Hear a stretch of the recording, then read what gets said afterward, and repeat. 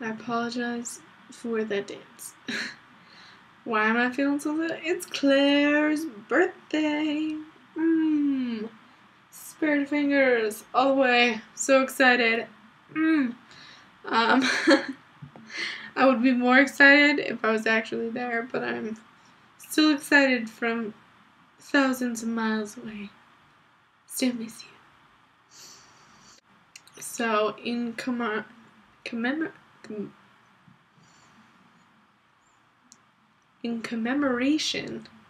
of this stupendous event, I'm going to tell my favorite story about Claire. And this story, like all good stories, happened in a distant land called Michigan. In this land called Michigan, there was a girl named Sydney, and she was driving her friend Claire to Michael's. Now, why was I driving Claire to Michael's? Because I needed clay. I was attempting to do sculpture, which later did not turn out so well. Terrible at sculpture. But I was attempting to do it, and I needed Claire's help to find good clay. She had done it before, and she had been successful. I was taking her to the craft store Michael's, where they sell glitter and stamps and magical things. So, we pull into the parking lot of Michael's, and I'm all ready to go. I'm all pumped up. I'm like, oh, get some clay in here. Booyah. But in the middle of my triumph dance, I look and I see something very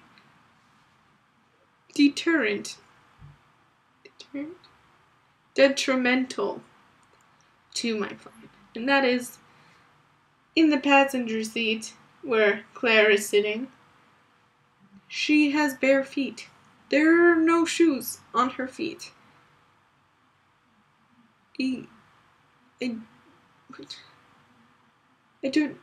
She had forgotten to wear shoes to Michael's. And I look at her feet, and I look back at her, and I look at feet, and she obviously looks at her feet. She realizes that she forgot to wear shoes. Oh yeah, it's fine, I can totally do it. She's like, at this point, she's pretending that I don't know that she doesn't have shoes on. So yeah, let's go, Michael's clay. Woo! Of course, I'm doing the whole really face. This is the face you never want to give a roommate.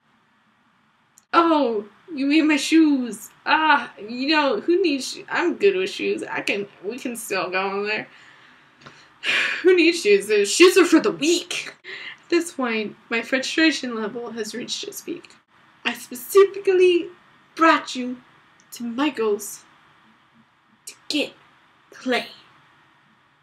And you didn't wear shoes, Claire. You have been kicked out of Michael before. Yes, she had. You know what? It doesn't matter. I'm just gonna go in the store and get the clay. You stay in the car. So, with that, my frustration, I make a dramatic exit out of the Prius. As dramatic as you can without breaking the door off. And I storm to Michael's. And of course, upon entering, I do that whole Jedi automatic door thing. I mean, who doesn't do that? Seriously.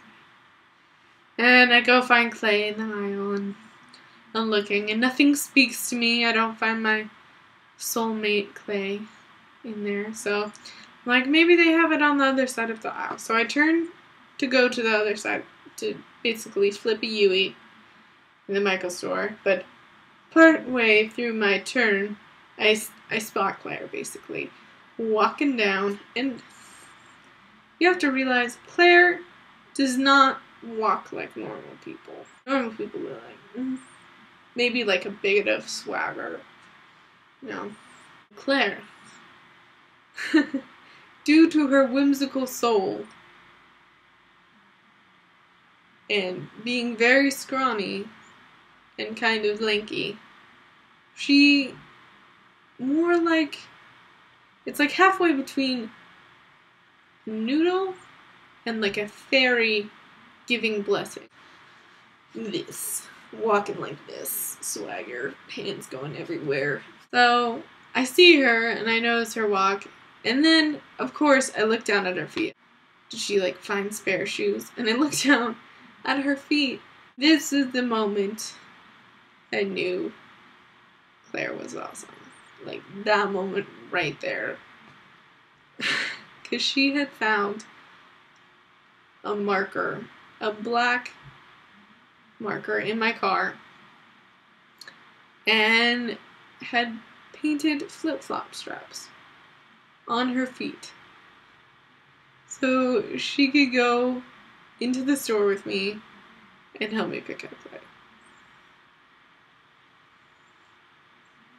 That's why Claire is awesome. And